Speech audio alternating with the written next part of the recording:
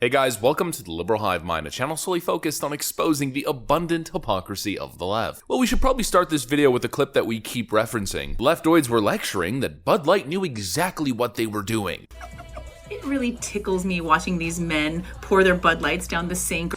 Bud Light, all Bud products. Or drive over them with their trucks, or think that Anheuser-Busch, with all the research that they do and the millions of dollars that they sink into marketing, didn't calculate and account for you to have a temper tantrum and drop off as customers. They knew exactly what they were doing. You think this multi-billion-dollar company doesn't know what they're doing? MAGA chud. Of course they know what they're doing. They know exactly what they're doing. It was a calculated decision, they say. It was all part of the calculation. They obviously had the numbers. They had the focus group data. They know exactly what they're doing. Well, not exactly. How long's it been? What are we on? Week 5? Definitely it's been a month. As I'm recording this, it's May 1st, and the backlash started during March Madness back in, well, March, so let's say 5 weeks. It's been more than a month and it's still fresh. It's still fresh in people's minds, and the backlash continues probably as strong as it initially started, maybe even stronger. And clearly there's a winning side and there's a losing side, despite what the Twitter genius at the start of the video was saying. Although to be honest, I don't know if that individual is trying to convince us or convince herself. Sounds like a bunch of copium, but the Bud Light saga continues. Let me show you guys exactly what I mean by that. We got some stuff to get into, so let's roll the tape. Alright friends, so take a look at this article from the Daily Mail. Come back, Bud! Indiana bar pleads for customers to return after telling them that they were not welcome for speaking out against trans individual who shall not be named Bud Light partnership. An Indiana bar is begging customers to come back after telling them they weren't welcome. The Fairfax Bar and Grill in Bloomington issued 3 statements to their patrons since weighing in on the controversial partnership that launched on April 1st. Initially, the bar backed the partnership and claimed on April 11th that any patrons wanting to voice their concerns about the issue will immediately be asked to pay their bill and leave. The bar has walked back comments after backlash from their first one. Many Bud Light customers have protested the company's support of this particular individual. A lot has been said, some correct and some incorrect, and I want to clarify my stance. A statement on the bar's Facebook read, "What I really wanted to convey is this. Just be respectful. Different opinions are welcome here as long as they are delivered respectfully. We'd no more want ugly, aggressive, or rude interactions about which sports team someone thinks is better than about societal issues. We do not and will not censor opinions. We do require civility in this establishment. So if you can't play nice, then get out of the sandbox. That goes for everyone. Let's remember why we even gather at a bar, to enjoy others' company. Raise a glass to civility." Bar officials blocked comments on the post after several people rushed to slam them for the previous ones. Under an event advertisement post on April 16th, one person wrote, "It'll probably be your last event." The comment received around 200 likes, as another person chimed in, "All I want for Christmas is to see this place shut down." Meanwhile, several commenters wrote, "Go woke, go broke." Now a little bit of a side topic here, but can somebody please explain to me how the statement "get woke, go broke" went to "go woke, go broke"? I feel like a couple boomers just got it wrong writing for the legacy media, and all of a sudden everywhere I look now I just see "go woke, go broke." It's "get woke, go broke." But anyways, let's move on. The extensive backlash came after the bar doubled down on its stance first adopted earlier in the month. And so that's pretty much the article, that's the story. I mean, there's nothing really complicated here, but it shows just how disastrous Bud Light's decision has been. It's not just for Anheuser-Busch, but for pretty much everyone. I mean, you pretty much need to be an overly educated liberal living in a bubble. You need those PhD blinders to not be able to see exactly what's going on here. It's about target demo. You know, there's still so much copium surrounding this topic. The Hill just released this article. "Most beer drinkers support brands working with trans spokespeople," says a poll. A Morning Consult poll released on Thursday found that 53% of monthly beer drinkers said that they would feel favorable towards a brand working with a trans spokesperson,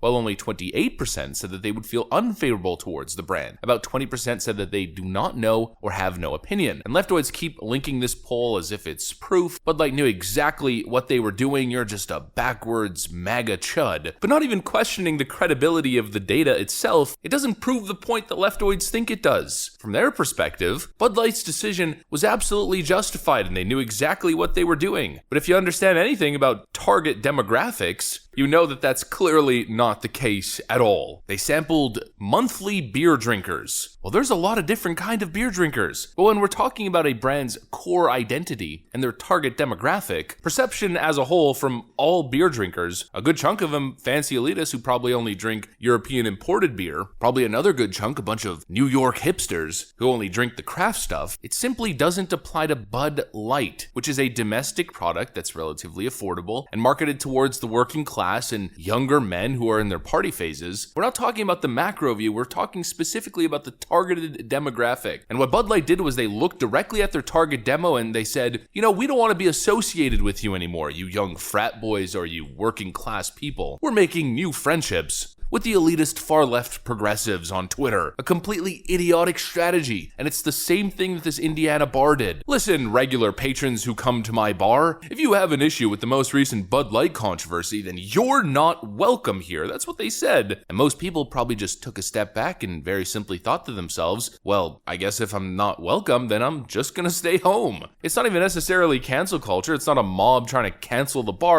canceled themselves. They told the consumer to go home and the consumer simply obliged. And now they're desperately trying to save face, undo their actions because probably their business is, well, going out of business. Nobody shows up at the bar anymore and, well, you get woke and you go broke. Clearly there's a winning side and there's a losing side. And actually, let's go back to that poll. There's one part that I forgot to mention or forgot to dig into a little. Leftoids are linking that poll as if it's some massive victory, even though the company that they're supporting and the brand initiatives or the marketing initiatives that they're taking are resulting in hundreds of millions of dollars in losses and billions of dollars in market cap reduction. But once again, if we look at the details, it says most beer drinkers support brands working with trans spokespeople. That's a very general question because there's most people of a particular identity and then there's the individual who shall not be named, who many people find is just taking it a step a little bit too far. That's not to say that there's not a good chunk of people who just don't want any of this identity stuff associated with their beer. There's a good chunk of those people. I happen to be one of them. I want to drink a beer. I don't want a beer with a political message on it, and certainly not a political message that I find to be harmful towards younger, more susceptible individuals. But the poll itself is very general. Do you support brands working with people part of this particular identity group? Well, that's a general question, and probably most people who happen to be nice and accepting just said, yeah, I guess. I mean, whatever, it doesn't really affect me. In the case of the individual who shall not be named, it's a little bit different, and most people know why. I don't really need to explain any further than that, and I certainly won't. I also don't necessarily want to add to the publicity. Anyways, the backlash continues. I guess kind of the thesis or the point of this entire video is that clearly this is something completely different. I've never seen a boycott of this magnitude, of this ferocity and longevity. I mean, the sheer persistence here. People simply do not want to associate themselves with the Bud Light brand. It's as clear as day. There's a whole lot of copium on the left side about this topic. You know, it's kind of like that classic meme.